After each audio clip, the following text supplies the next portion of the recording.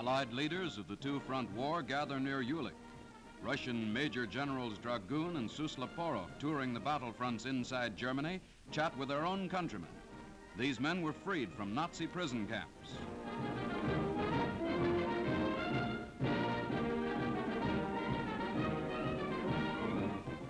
Now, visiting the same scene of victory, come three famous Britons. Premier Churchill, Field Marshals Montgomery and Brooke, with America's General Simpson, who directed the Allied battle here, walked through the Siegfried Line.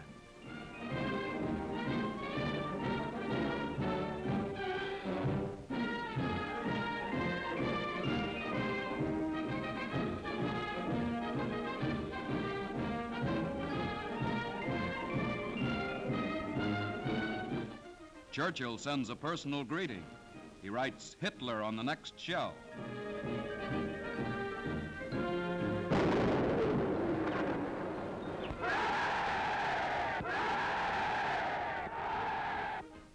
Supreme Commander Eisenhower and General Simpson review the military masterstroke here that tore a great hole in Nazi lines between the Ruhr and the Rhine.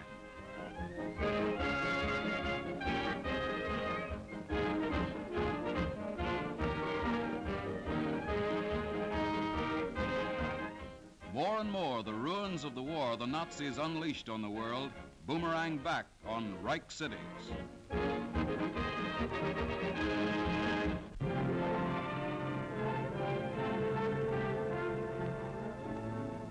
This was Le Havre before the war, France's great seaport and one of the busiest in the world.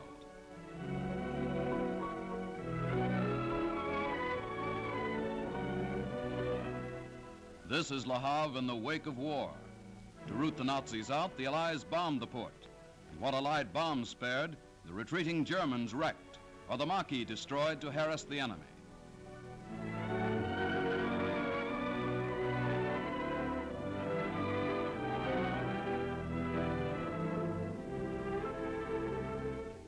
This is Le Havre as France turns to the heroic task of reconstruction with Allied aid. And here is the first of 31 American ships ferrying vital war supplies and food to France under a new Lend-Lease agreement. Mutual aid begun in the crucible of war brings hope of a better future to war-torn nations fighting for liberty.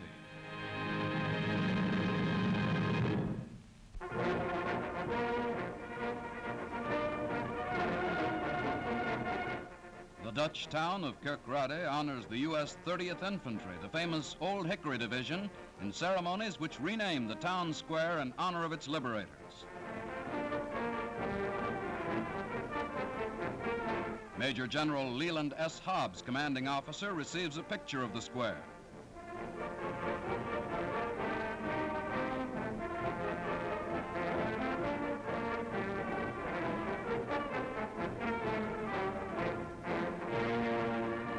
A plaque is unveiled, giving the square a new name, Old Hickory. General Hobbs expresses the hope that similar ties would bind the two great nations for generations to come. Thanks to the Old Hickory Division, two flags wave in the free air.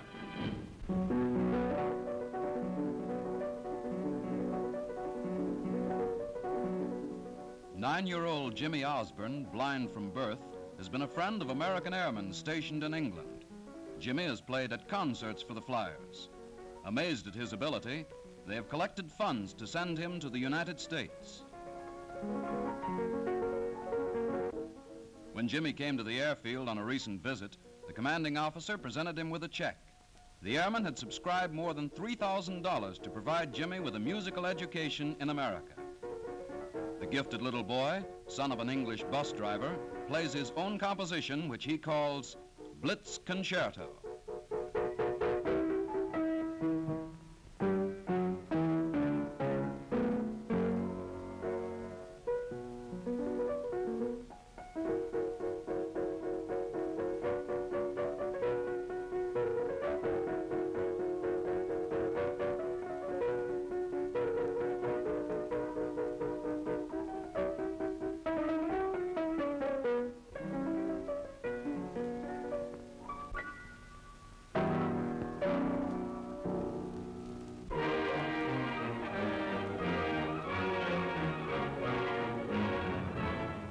In the first week of March, the American 8th Air Force by day and the RAF by night hammered at the doomed city of Cologne, third largest in the Reich, gateway to the Ruhr, bridge at the mighty Rhine. Cologne was Hitler's greatest fortress in the West. Now that fortress, its factories, its bridges, its rail yards, lies battered and burning. In some of these scenes, not only the smashed Hohenzollern Bridge, but the spires of the cathedral are visible.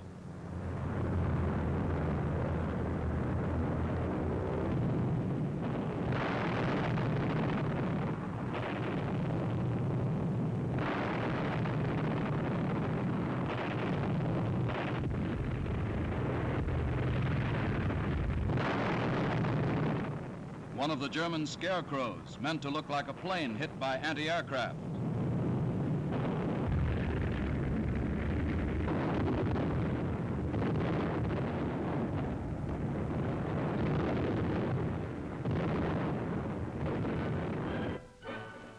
As the first week in March drew to a close, 4 Allied armies were striking hard eastward from the Ruhr and the Maas. The American First Army.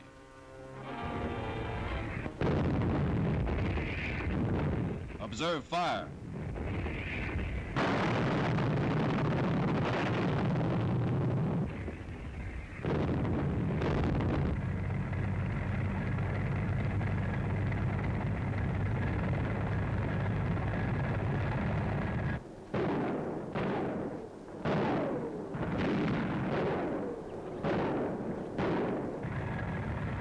Breaking through the crust of German resistance, the Allies drove forward with a speed reminiscent of the dash through France and Belgium. British, Canadian, American, from Nijmegen down to Trier, the armies moved forward on all fronts.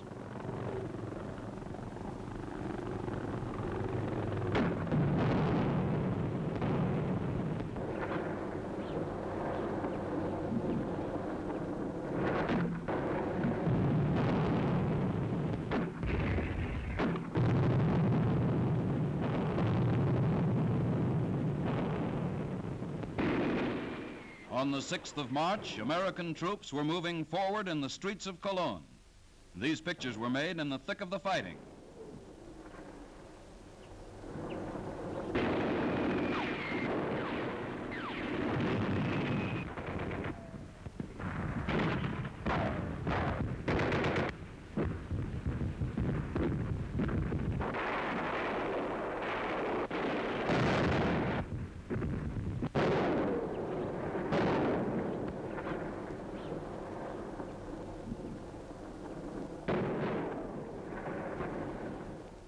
German tanks made desperate efforts to escape. One man climbs out, badly wounded.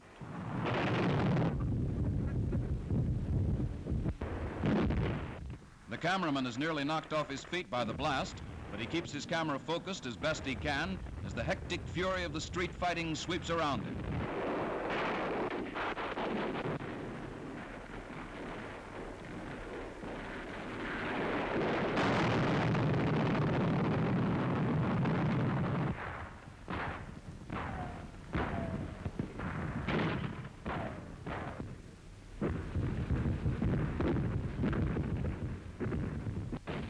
Now and then, in a staff car, Germans make a dash for the bridge.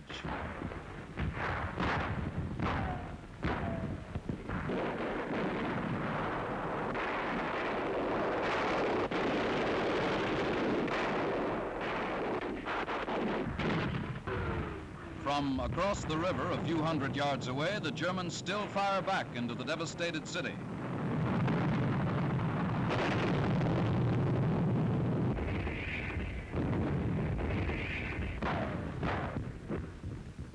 On the 7th of March, as the first bridgehead was established on the east bank of the Rhine, Cologne fell.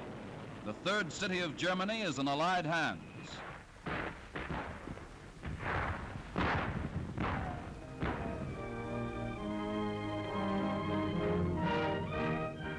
The almost undamaged cathedral, a testimony to the accuracy of Allied bombing, stands guard now with Allied troops in a new Watch on the Rhine.